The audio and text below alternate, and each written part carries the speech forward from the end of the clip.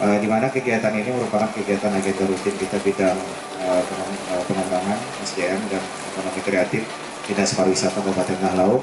Lomba-lomba semacam ini perlu kita laksanakan dalam rangka memberikan semangat untuk tumbuh kembangnya ekonomi di Kabupaten Tanah Laut. Saya berharap nanti lomba-lomba semacam ini juga akan meningkatkan industri lainnya, bukan saja sabut kelapa, tapi yang lain-lainnya.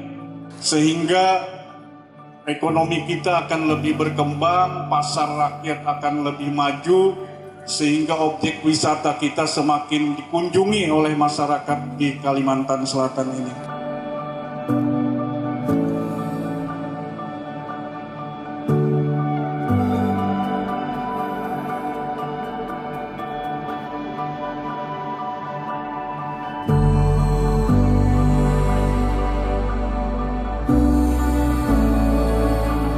Dan yang ketiga adalah tepat guna sebesar 30%.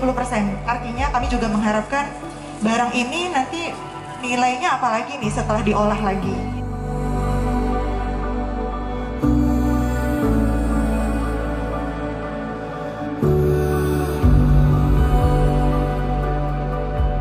Nama saya Leni Marlina. Saya di sini membawakan hasil karya dari sabut, yaitu burung enggang rangkong badak yang merupakan burung endemik dari Kalimantan. Proses pengolahannya kurang lebih cuma 3 hari aja. Rasanya bahagia, nggak nyangka, campur aduk. Harapannya semakin bisa meningkatkan kreativitas dari anak-anak tanah laut, terutama anak-anak milenial. Ya, merasa bersyukur kepada Allah Subhanahu wa taala, tidak disangka dan dinyana bisa menjadi